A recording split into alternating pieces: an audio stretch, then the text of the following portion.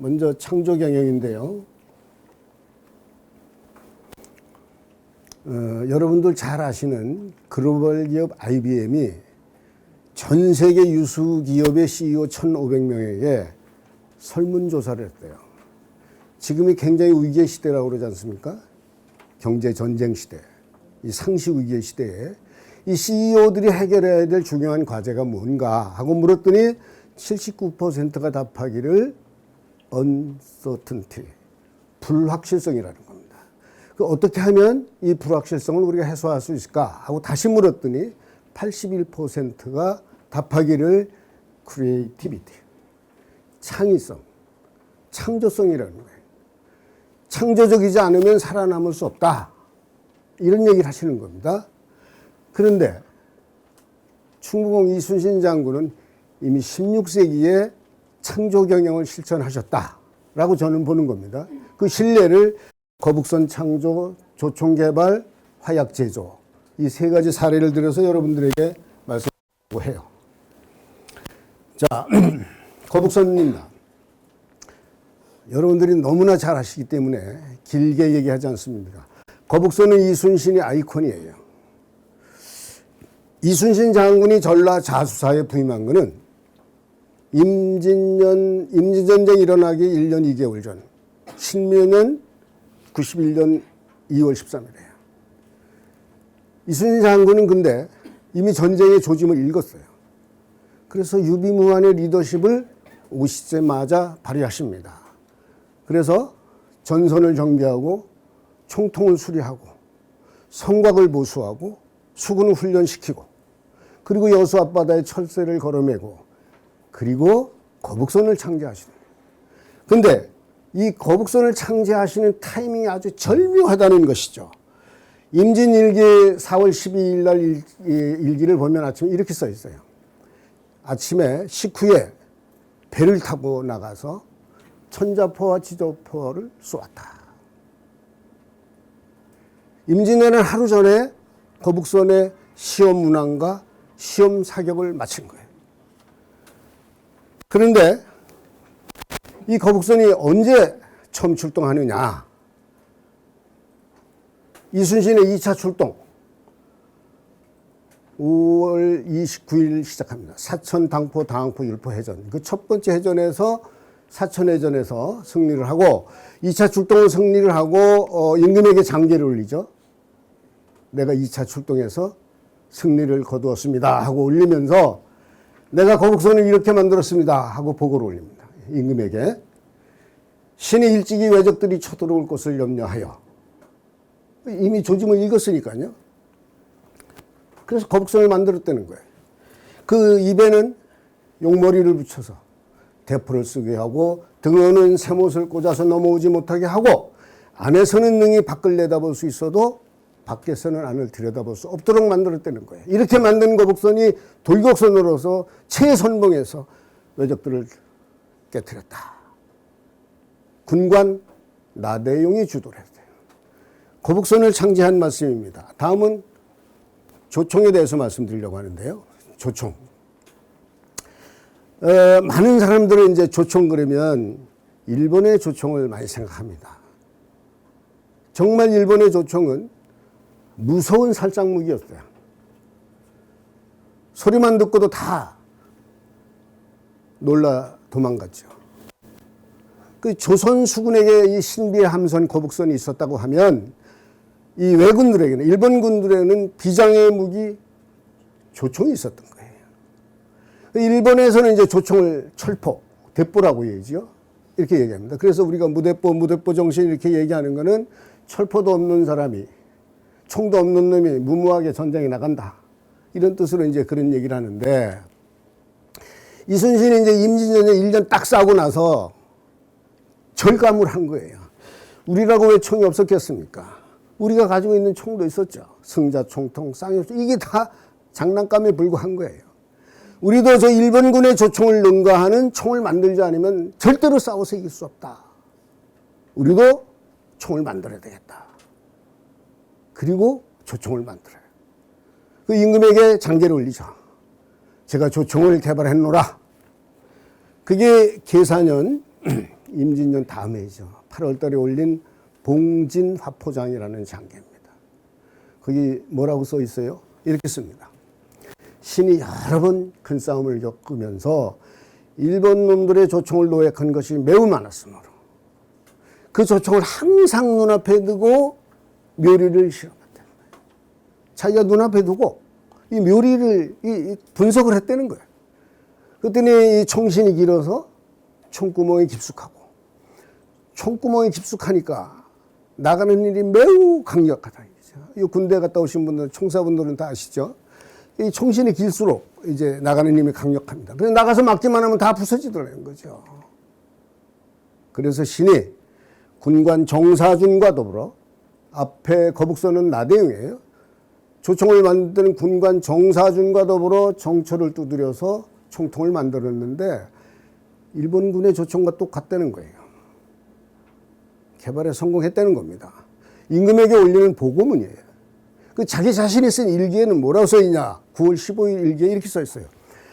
명나라 군사들이 우리 진영에 와서 우리가 만든 조총을 실험해보고 일본군의 조총보다 낫다고 칭찬하지 않는 이가 없었다는 거예요. 이렇게 조총을 개발하셨습니다. 자, 다음은 화약입니다. 화약. 이 조선수군의 전법은 한포 포격 전술이에요. 당파 분멸 전술이에요. 조선수군의 판옥선, 거북선에다가 이런 대형 총포를 싣고 다니죠. 천자지자, 현자, 황자.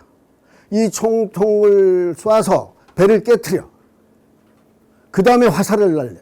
그 다음에 불화살을 날려서 불태우는 거예요. 그래서 이순신 장군은 늘 장계에다가 분멸시켰다. 이렇게 얘기해요. 불태워 경멸했다. 이렇게 얘기를 합니다. 그런데 중요한 거는 이런 총통을 쏠려고 그러면은 기본적으로 화약이 있어야 돼요. 임진왜란은 화약 전쟁입니다. 근데 화약의 주 원료가 세 가지가 있어요. 화약의 세 가지가 목탄, 유황, 염초입니다. 지금 같으면 이런 화약을 방위사업청에서 다 조달해 주죠. 그러니까 뭐 이 싸우는 군인들이 뭐 이런 화약 이런 거 걱정할 일이 없습니다. 당신은 이순신 장군이 이걸 만들어야 되는 거예요. 이순신 장군이 만들어야 되는 거예요. 근데 이순신 장군이 엔지니어예요? 이 화학적 기술이 필요한 거죠. 지식이 필요한 거예요. 이순신 장군이 화학자입니까? 케미스트예요? 그러니까 이제 이순신 장군이 할 수 없이 그 군관 이봉수라는 아주 손재주가 뛰어난 군관이 있어요. 군관 이봉수에게 시켜서 화약을 만들어라. 염초를 개발해라. 근데 이봉수도 무과에 급제한 무관이에요. 그 사람도 엔지니어가 아닙니다. 케미스트가 아니에요.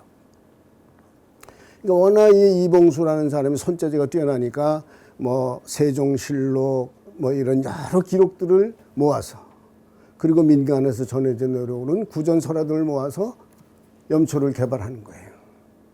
염초가 이제 질산칼륨입니다. 화학적으로 얘기를 하면 질산칼륨, 포타슘 나이트레이트. 제가 공대 출신이기 때문에 조금 아는 척을 하면 이 화학식이 KNO3예요. 이거 어떻게 만들어야 되냐? 그때 그게 무슨 화학적 지식이 있어서 만들었겠습니까? 그러니까 기본적으로 이 질산칼륨은 질소 성분과 알칼리 성분이 필요한 토양 이런 거를 어디서 구하냐? 잿간, 처마매, 뭐 화장실, 아궁이 뭐 이런 데서 구해가지고 그 알칼리성 질소 성분이 있는 흙들을 끓이고 식히고 붙이고 이렇게 해서 만들었다. 그래서 염초를 개발했다고 또 임금에게 보고를 올려요. 보고쟁이 이순신. 네? 신의 군관 이봉수가 그 묘법을 알아내요. 묘법을 알아냈다는 게 뭐예요? 개발에 성공했다는 얘기입니다. 이렇게 화약을 개발했다. 근데 여러분 생각해 보세요. 이게 다 혼자 만든 게 아니잖아요. 이순신 장군이. 앞에 말씀드린 대로 거북선은 군관 나대용을 통해서, 조총은 군관 정사준을 통해서, 화약은 군관 이봉수를 통해서 이순신의 경영 마인드와 군관들의 기술적 아이디어를 융합한 거예요. 경영과 기술의 융합입니다. 그 여러분들이 무슨 일을 할 때 자기 혼자 다 하려고 그러면 안 돼요. 역할 분담을 하는 것이죠. 이렇게 해서 이순신 장군은 창조 경영을 실시했다. 이렇게 제가 창조 경영 얘기를 하고 넘어가겠습니다. 또 남았네요. 사례를 좀 얘기해 볼까요? 여러분들도 관심 있을 것 같은데요. 제가 결혼할 때만 해도 제가 좀 연식이 좀 됐습니다. 결혼할 때만 하더라도 이게 좀 서울 강남에서 좀 산다는 사람들이 혼수품을 장만하잖아요. 그때 기본적으로 소니 TV 하나가 들어가야 이게 좀 얘기가 됐어요. 그때는 이 우리나라 삼성 TV, LG TV 이런 거는 사실은 존재 자체가 미미했어요. 그 1987년도에 이 매출 이 상황을 보면 일본의 소니가 한국의 삼성보다 6배 매출이 컸어요. 근데 작년에 어떤 거하고 제가 비교해 봤어요. 작년에 보니까 놀랍게 뒤집어져 있는 거. 불과 30여 년 만에 2024년 시장 점유율이 삼성의 소니 TV의 6배라는 거예요. 제가 전 세계 뭐 67개국을 다 돌아다녀 봤습니다. 요즘엔 뭐 일본 TV 뭐 이런 호텔 이런 찾아보기 어렵습니다. 여러분 파리 그 올림픽에서 보셨죠? 아주 도배를 합니다, 삼성이. 이게 어떻게 이게 가능했냐? 이재용 회장의 아버지 이건희 회장 뭐 아시는 분들 뭐 아는 계시겠지만은 이분이 그때 이제 그 이병철 회장, 저는 이제 이병철 회장님도 모셨어요. 제가 삼성물산 출신이기 때문에. 이건희 회장이 무슨 얘기를 해서 세관에 관심을 몰았냐면 마누라하고 자식을 빼고 다 바꿔야 된다. 개혁을 해야 된다. 혁신을 해야 된다. 그 이후로 완전히 뒤바뀌었습니다. 예. 그래서 이제 오늘날 삼성이 이렇게 이제 소니 TV를 능가했다 하는 말씀을 드리고요. 제 얘기는 사실 안 하려고 그랬는데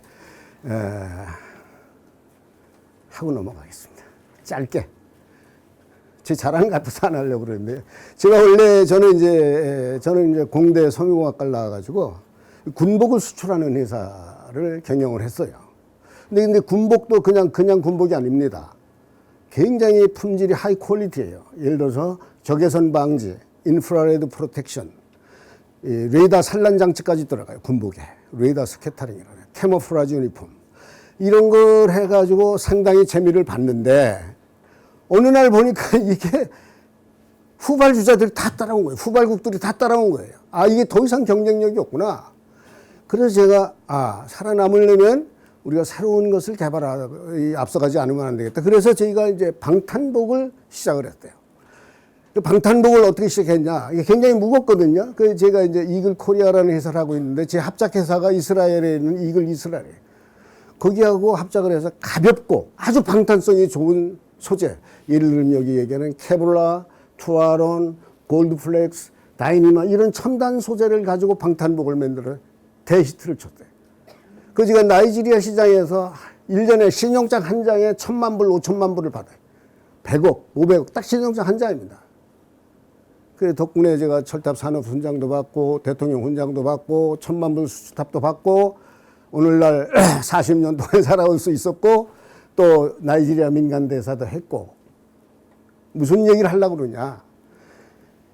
경제전쟁도 무력전쟁도 창조적인 사고로 앞서가지 않으면 절대로 성공할 수 없다. 이런 얘기를 드리려고 했습니다.